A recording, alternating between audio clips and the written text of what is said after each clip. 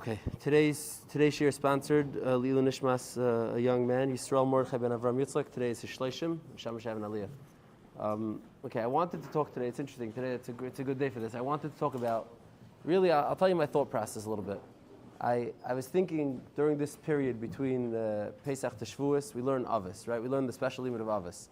And then I was thinking, there are other limudim, special times of the year. We learn this, we learn that. There are limudim yuchadim, I would call them, like a limud that aside from being just Talmud Torah, somehow got like a special time slot or a special chshivas attached to it, a special meaning, a significance, like limudim yuchadim, I would call them. So I figured I'll start with Mishnayos because, in an ode to Avos, maybe we'll eventually get back to Avos. But I was thinking also about the Zayar and Tikkun Leil Shavuos and specific Mishnayos like Mishnayos Kinim and so we'll see how much of this we'll actually get to. But let's start with just the limud of Mishnayos Klali, like the chshivas of limud Mishnayos on its as a whole, and then maybe we'll see if we'll work our way further. I just personal story. Some of the people in here know it. When I was in South Fallsburg Yeshiva, there was an older man who lived there. I won't give all the details. Who had a car. A car was not a simple thing to get a hold of in Fallsburg, and he was kind enough to lend it to different brachim that he liked. And he lent it to a guy that I was good friends with. This guy is today a great Talmid Chacham, Mechaber Svarim. He's a well-known person. He was trying to get his driver's license. He had a permit, I had a license, and this old man let us drive his car in Fallsburg. It was Fallsburg in the winter, it's snowy, and you know how the story ends. We hit a tree or a guardrail and the car was totaled. We came back to Yeshiva, afterwards, and the driver, I wasn't the driver, I was just the passenger. The driver went over to the old man. He said, I don't have money. He comes from like not a rich family. His father's a Rosh Yeshiva in town over here. And he said, I don't have money to pay you back. What can I do for you? And this old man, very kindly actually, a Talmid Chacham, this man, a chashuv person, he told him, don't worry, the car is not important to me. Do me a favor, learn one Mishnah a day for me, as a schus for me. He was alive and well. He had Arichas Yam, he lived many years after that. He said, do one Mishnah a day for me. And I think that this driver ended up finishing Gantz Yishis Siddur Mishnah. And he called back, this old man, I don't know, years later, I don't know how many years it takes to finish Yishis Mishnah. 15 in a year a day. Okay, the timing adds up. It's a long time ago. And he called him back. He said, I finished for you, now I paid back. Like I'm Maggid salt, I paid back my chayv. So Mishnayos, the way we traditionally think of it, is really that. Is like the Lilu Nishmas, the schus for a person. That is the most common way that people think of limud Mishnayos. And taka in many tzavos of different Gedolei Hadar, like Reb Kiveger and the Nesivis and others, it's brought down that they instructed their families specifically to learn Lilu Nishmasam, a parak a day, a Mishnah a day, 5 prakim a day, different amounts till the Shleishim, different amounts for the year. Meaning the different, Rav Sheftel, the son of the Shlab, brings this down. Many taka, it's brought down in many Gedolim, tzavos and etc. to learn Mishnayos in that manner as an aliyah for neshama, which is how we most commonly think of it. Now today I want to cover some of the more, call it obscure schoolis that are attached to Limud Mishnayos, and maybe a few little vertlach that I got a kick out of on the Inyan. Now just to set the table over here, the Olam is Bakant, the Beis Yosef, the Yosef Cairo, the Beis Yosef, is a legendary, I don't know, you can't rank these things, but a legendary man in Klal Yisrael's history. The Mechaber, the Shulchan Aruch, the Beis Yosef, the Kesef Mishnah, his Svarim are mamish, the building blocks of everything everybody has till today, 500 years later, and will be forever. Meaning this is a building block of Klal Yisrael's Torah. Now, some of his less known Svarim are, for example, not everyone's bakant with all his chuvas, chuvas Beis Yosef and chuvas Avkas Reichel, the different chuvas that he wrote, but Zichar, not everyone's bakant, and even if they've heard of it, not everyone's gone through the Sefer Maggid Meisharim. Now, the Sefer Maggid Meisharim from the Beis Yosef is a very unique and interesting Sefer. It's a Sefer that's written based on its revelations and giluyim that the Beis Yosef's Maggid gave to him. Now, today, there's not too many people who claim to have a Maggid. If someone does, you should probably, check him well. It's not so common. But back then, there was many more Gedolei Torah who had access to this vein of Giloy called a Maggid, but no one in as thorough and organized fashion like the Beis Yosef, at least that I can think of offhand.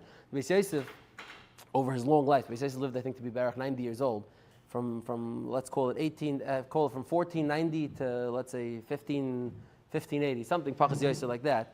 Beis Yosef, over his long illustrious life, compiles a whole sefer's worth of Giluyim from the Maggid, from his Maggid that he told him, on topics as wide-ranging as Kol Torah Kula. In Kabbalah, in Halacha, in Hadracha, in Musar, in Stam, in Yoni the Almik, instructing him how to live his life. It's a compilation that covers everything that the Beis Yosef touched, and the Beis Yosef touched everything. So it touches everything that the Beis Yosef's life touched, and a lot of it's very interesting. There's some, and I'll talk about this a little bit. Just it's in the Sefer Maggid Mesharim V'Amol.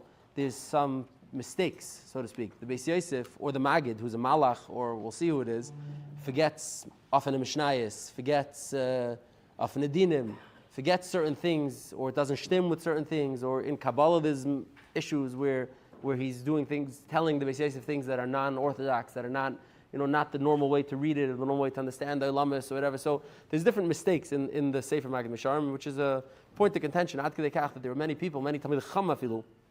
Beis Yosef himself never published the Sefer. The Sefer was published after Beis Yosef was nifter. There were many Talmidei Chacham who felt that the Sefer can't be real. It must be some sort of forgery, and whoever made it up wanted to be Teil in the Beis Yosef was Teil in the Beis Yosef. But L'maisa, if you look at the various different contemporaries of the Beis Yosef, different Gedolim that the Beis Yosef interacted with, that the Beis Yosef spoke with, it seemed to have been a bakanta thing amongst the whole circle of Talmidei Chacham that lived in Tzfas at the time. Everybody knew about the Beis Yosef's Maggid. Meaning it's tens of references in different svarim and different stories from people, his contemporaries of his era, who quote the Beis Yosef and his Maggid. So seemingly this was like an open secret. Everybody knew the Beis Yosef had this Maggid. So it's more than likely that this is actually a proper compilation from the Beis Yosef, written down in this fashion. And there you're left with a little bit of a kasha. So now how do you resolve these inaccuracies, these glaring inaccuracies? And we'll talk about it in a second. Now, I mentioned before, and I see Tully already jumped in, that the Beis Yosef, the Maggid, maybe is a Malach or a Giloy or whatever. So Tully says the Mishnah. So let's talk about this idea. This is this is like the gold standard of the Giloy that can come from Liman and Mishnayos. Now, in the Sefer HaMaggid itself, if you look through it, many times the Maggid will introduce himself as the Mishnah.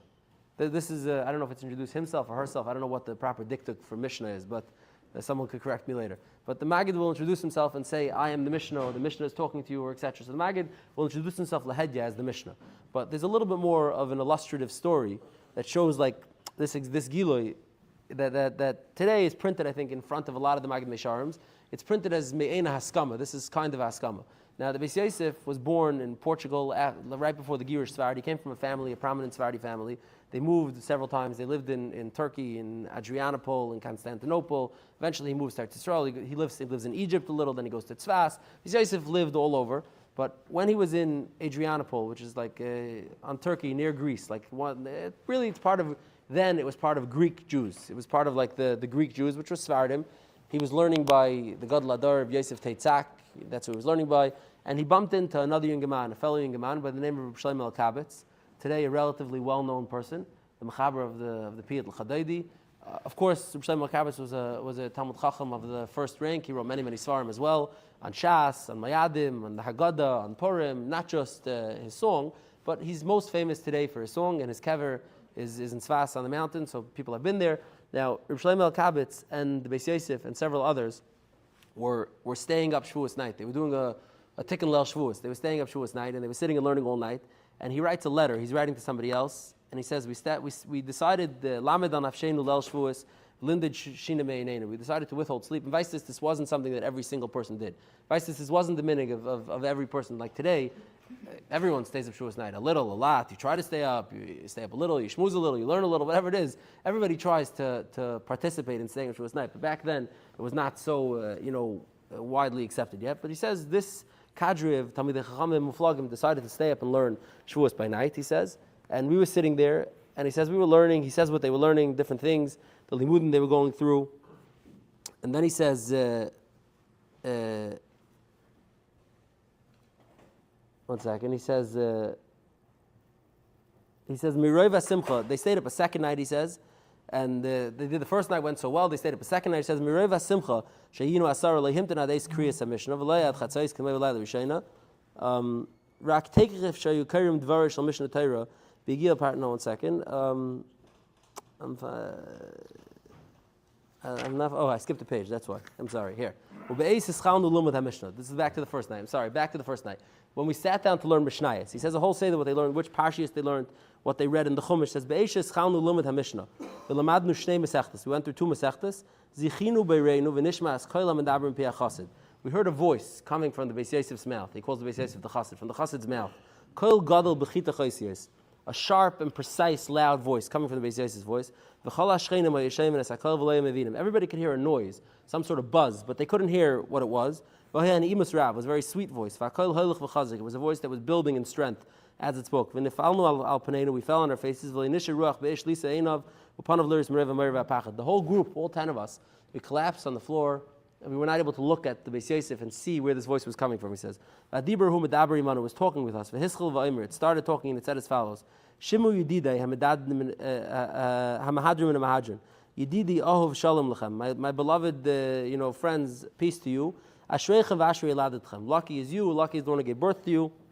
Ashreichem b'elam hazeh. Ashreichem b'elam haba. Asher samtem al nafshechem latreini b'layla hazeh. You decided, you took upon yourselves to crown me on this night. The mysterious voice says, you took upon yourself to crown me on this night. Asher zeh kama shanim nafla ataras reishi. For many years, my crown has fallen off my head, and I'm not in the place of prominence that I should be. I'm laying in the dirt, clutching garbage. You return the crown back to where its proper location, to where it's supposed to be. It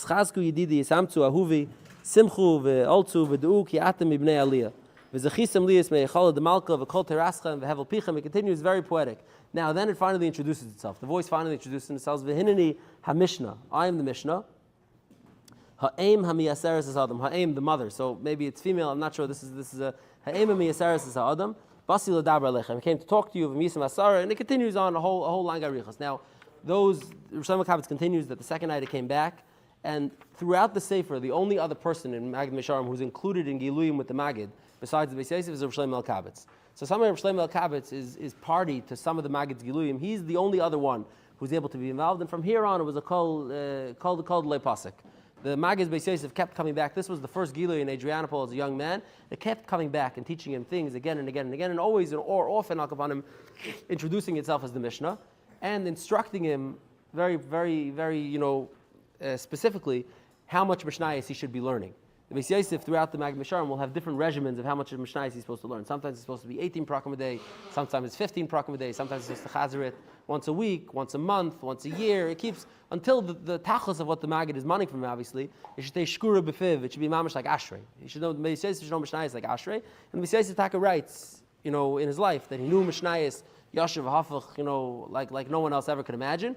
And this is because of his experience with the Mishnah, who was his Maggid to teach him all these things. Now, Ad Kedei Kach, I think it's Bakant Azach, the Sfas Emes, once was telling an older Chassid, Talmud Chacham, he said, you should make time to learn Mishnayos. And this Talmud Chacham, I forgot his name, he said, it's hard for me. I'm orangutan in Tifa Sugis, I'm writing Chuvas, I'm writing Svarim, it's not easy for me.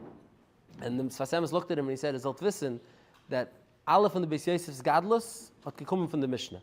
You should know, all the Beis Yosef's greatness comes from the Mishnah. And this Chassid, in Ger, this would be familiar. When the Rebbe was done talking, it was over. There's no fluff to the story. So this Chassid stood up, he starts walking out, and the Sfas Emes stopped him at the door. He says, Ich mein, as du meinst, that I mean all his Gadlus in Kabbalah comes from the Mishnayos. Das meine ich nicht. All his Gadlus in Nigla comes from the Mishnah. Everything the Beis Yosef was comes from Mishnah. That's what the Sfas Emes told him. So mainly, you should always make time to learn Mishnayos. Now, there's many different versions of this, and that I want to try to cover some of them.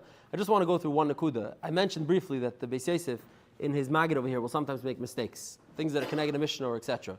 Or for example, another prominent one that's an issue is that close to, maybe I'm going to exaggerate, but maybe close to 100 times the Maggid tells the Beis Yosef that he's going to die al Kiddush Hashem.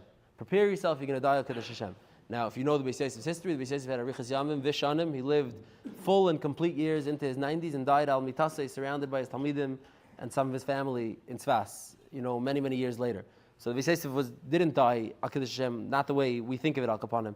And the Maggid sometimes tells him it's going to be a brutal death. The Maggid sometimes tells him it's going to be berabim in front of a lot of people. The Maggid tells him details sometimes of it. So these are some of the questions, the struggles that different Talmid Chacham had with the Sefer Maggid.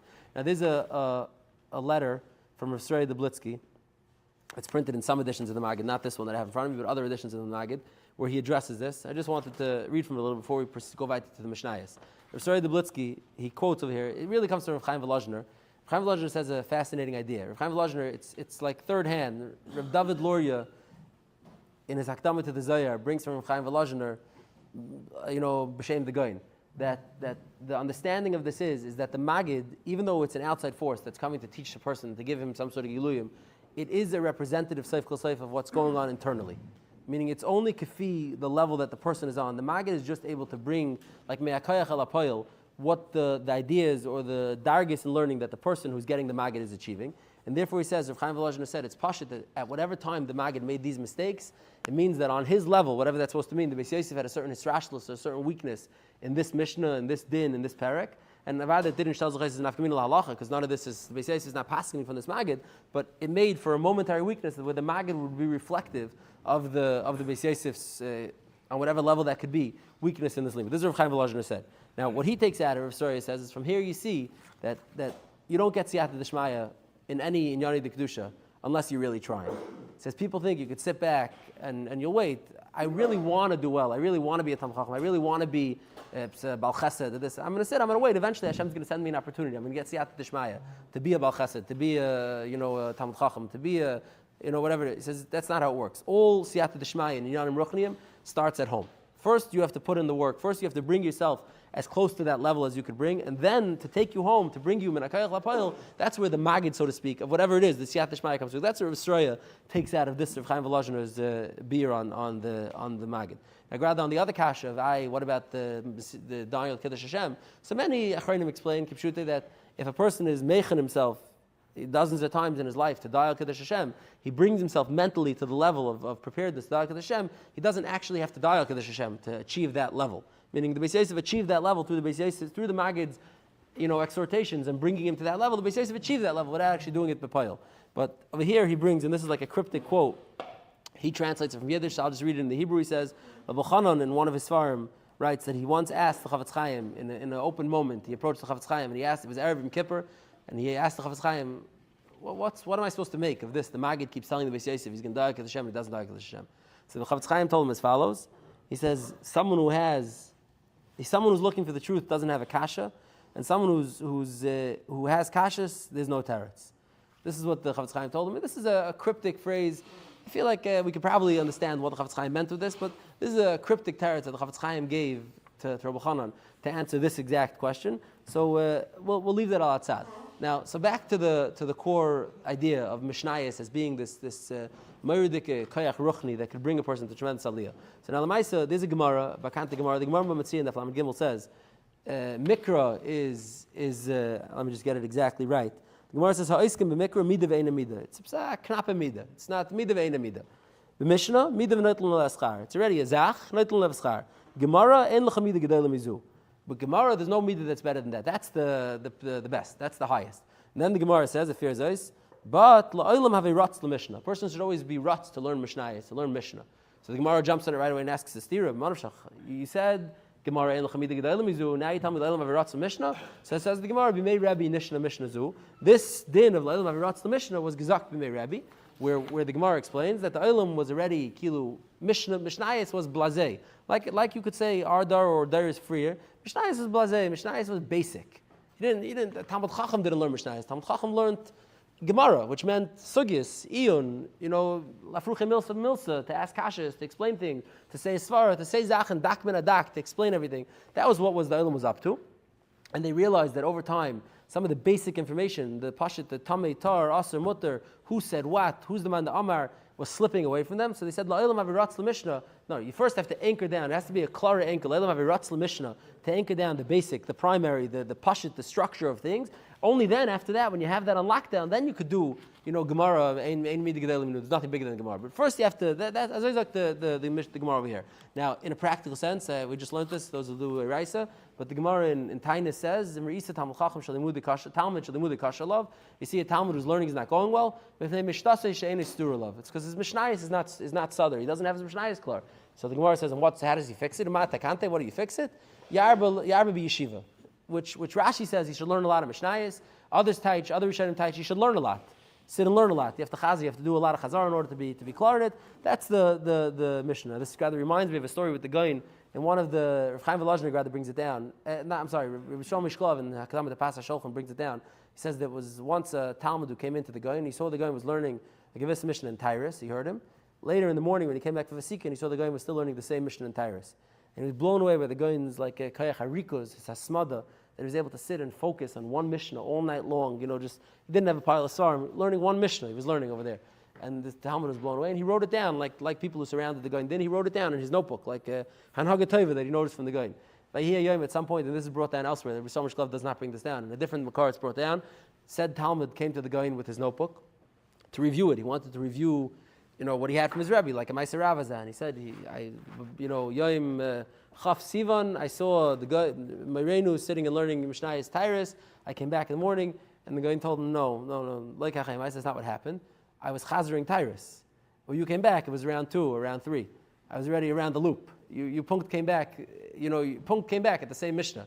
I was around the loop already again, or once or twice. So again, not a raya to Hasmada and Rikuz, but not the type of exact Rikuz and Hasmada that this Talmud thought he witnessed. Not one Mishnah, still the same. It's Bakant that they say in the name of the Goyin. The Goyin used to say that Liman Mishnayos is a school for Hasmada. So maybe these stories might be where that comes from. That Liman Mishnayos is a school for Hasmada.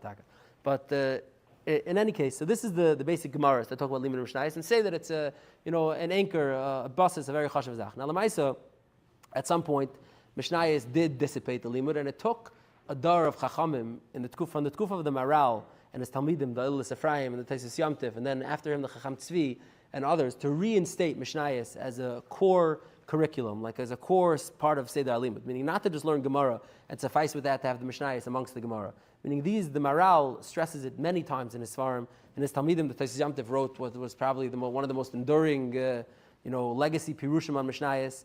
And his other Talmud, the Ilis Ephraim, the Kliyakar, also wrote Ephraim Lunchitz, also taught Mishnayos, wrote a Mishnayos, and later Deiris, the Chacham Tzvi, and then the Tvaris Yisrael, and others. It took a dar of later Talmid Chachamim to reinstate Mishnayos to its pride of place, to like its Makom Chashiv in the curriculum. But at the same time, when these Gedolei Torah were writing Pirushim, even the Reisel Kamarna did the same thing. Ephraim Zalman Margolius wrote a Pirush of sorts and wrote a Hakdama. Many Gedolim throughout the Deiros contributed to the Mishnayos revival, you could call it. But amongst those also, there are many of those who wrote specific school lists that Mishnayos is for, to also bolster the Liman of Mishnayos. And they want the Mishnayos to be something you learn, again, hundreds of times throughout a person's life. Now, I'm not going to go through every single one of the different Mahalchim to learn it 15 prakim a day, 10 prakim a day, 18 prakim a day, 1 parak a day, a Mishnah a day. It's endless, the different variations that different Gedolim, different Svarim bring down by learning Mishnayos. I would see it's probably like a sliding scale, depending what you could do. Maybe you start at 1 Mishnah and you can end up at 18 prakim a day. 18 prakim a day sounds like a very, very tall order, especially because it's not going to be your only limud. You're going to learn other things also. So 18 prakim a day says, maybe it's a sliding scale. But on all sorts of Gedolim, they say, about the Liman Mishnayos, Hadinu Mishnayos Balpeh, Chavetz Chaim, it's Bakant, Nu Mishnayos, Yosef Hafa. Many Talmidim observed him sitting in dark rooms or in a train or, different places where he didn't have any Svarim, just chazering over Mishnayos, Mila B'Mila thing. Mizak Dibber, I don't know who saw this, but on one Yom Kippur afternoon, there was a break in Radin, they didn't daven straight. The Chavetz Chaim was sitting at a break between the Musaf and Mincha, and he was learning Mishnayos, from a Sefer, not Balpeh, and he was learning it, and he was crying a little bit, it was Yom Kippur Dik. And Talmud asked him, Rebbe, was weinst du? And he said, im Meintach, as in jene Welt, they're going to let you have Mishnayos just to sit in Chazid the whole time? It's not going to be like that. This is what the Chavetz Chaim said with his Mishnayos. The Stipler, Kaidua, Nu Mishnayos, Yosef Hafach, from the time he was a child. Endless, different Maisis and stories about different Gedolim and their special ksharim to Mishnayos, the amount of Chazara and Balpeh and Limud that they had. Now, rather, no school of discussion would be complete. We'd be remiss if we didn't mention that obviously everybody knows Mishnayos and Neshama, right? Das Weisman, Mishnayos is the same letters as Neshama, which is why we learn it for Niftarim, which is why many Tzavois of Gedolim, like I mentioned in the beginning, have it mentioned, but Neshama is also the same gematria as Parnasa. Now, no school would be complete if it didn't lead to the pockets, so let's just close the loop. Of course, this school also is brought down in different svarim that Neshama is gematria. I think it's 395. I'm not a gematria person, but I think it's 395, which is the same gematria. Some of you, the accountant could check it. Same gematria as Parnasa. So Avada, that's also a school that's included over here. Now, I just want to share two little vertlach that I always chaptanah from the Inyan Mishnayos, and I think we'll close with this. Number one is there's a din in the end of Shulchan Aruch and Aruch Chaim. It's the last din in Shulchan Aruch. It says as follows. of Ar Chaim. It says as follows. It's a machlokes. We know this machlokes, but we're counting this. It happened, I think, last year or this year. Purim Katan, when there's a Iber. So the first Adar Rishon, what would be Purim if it wouldn't have been an Iber, is called Purim Katan, right? Now today I think you could go, there's a lot of rabbis that make Tisha, and it became like a quasi-holiday. Now Lamaisa, the Mishnah in Megillah says, Ein bein Adar Rishon l'Adar Sheni, Ella, some Kriyas Megillah, and Matanos Lav Yainim. It doesn't say anything about Simchas Purim, Sudas Purim, Shtiyas Yain, nothing. It just says Ein bein, and it says Mikra Megillah and Matanos Lav Yainim.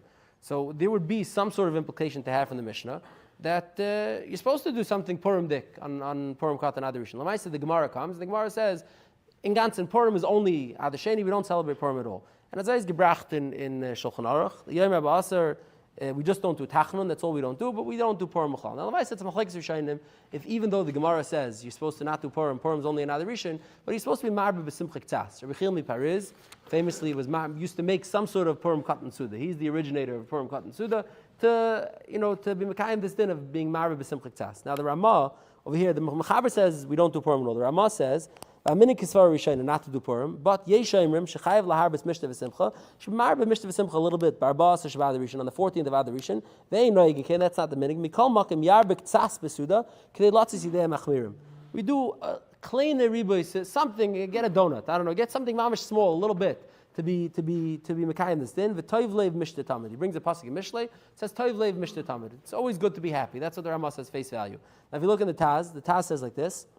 He brings it to Rabbeinu Yechilmi Pariz, Hayiragul Laharbis Ulahazmi Bnei Adam, Kemashmoyis Lashon HaMishnah. Yechilmi Pariz was zohir to invite people and make some sort of suda, like the Pashtus Lashon HaMishnah that doesn't make a distinction between Adar Rishon and Adar Sheni. He says, V'shaper Mesayim Ramah Kan V'toiv Leiv Mishnah Tamid. Says the Taz, Mela, it's good that the Ramah ends off of V'toiv Leiv Mishnah Tamid.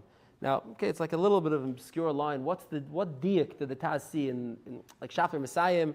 Shine Gizak, that the Ramah was being machmer like a Bechilmi Pariz, and it's Kedai machmer like a Bechilmi Pariz. Okay, like what the Taz see? What's this line in the Taz? Taz saw some sort of diak in the Ramah that he's being maspech yadav and saying like that's a good diak, a fine diak. So Rebbe Kveger, it's Mizak to say in the name of Rebbe Kveger, but it's also said in the name of other people. It's said sometimes in the name of Chassidish people, some Litvish people, but I'm going to say Rebbe Kveger because that's how I saw it the first time. Mizak in the name of Rebbe Kveger that he said as follows: the Gemara in Baba Basra and in Sanhedrin and Daf brings this pasuk of the pasuk is Kol Yimei Ani Ra V'Toiv Leiv Mishta Tamid. Says the Gemara dashens in Sanhedrin many things from it, but Kol Yimei Ani Ra, says the Mishnah, Zu Gemara. That's someone who learns Gemara. V'Toiv Leiv Mishta Tamid is always freilich and happy. Zu Mishnah. That's someone who learns Mishnayos. Simply put, why the Rashi explains over there what this is because Mishnayos is succinct and very packed. It's dense. It's clear. Everything's in there. You don't have to. It's hard to get lost in a Mishnah. But Gemara, you can get lost. You start learning, before you know it, you're so deep, you don't even know where your head is. It takes a long time. So Kol Yimei Ani Ra, it's hard. To learn Gemara is a shvera maisa. That takes a lot of work. But V'toiv Leiv Mishta Tamid, that's easy. Mishnayos is gleich ha'heit. It's easy, it's simple, it's clear, it's compact, it's dense. So that's the Tov. So says Rebbe Kveger, that's what the Taz saw over here. Over here, Ki'ilu, we have Machlekes, Mishnah, and Gemara. The Mishnah says, Ein ben Adar Rishon l'Adar Sheni, Ela Matanos Avyanim and Kriyas Megillah, which would mean, in regards to Simcha and Suda, L'chayr Adar Rishon, you should do something. The Gemara came and corrected it and said, no. The Ramah comes, he's Machmer and says, do like the Mishnah a little bit. Says the Taz, V'shaper Mesayim Ramah Kan V'toiv Leiv Mishta Tamid. The Ramah is finishing off good Toiv Leiv Mishta Tamid. The Ramah meant to say, hat tip to the Mishnayos. Like, this is a Mishnah din. This is not a Gemara din, this is a Mishnah din. As I learned to Kveger this Taz on this Ramah, which is a very, very nice daher in this Ramah. There was one more thing, but I think I'm going to hold it. It's enough. To be continued. Okay. You've just experienced another Torah class brought to you by TorahAnytime.com.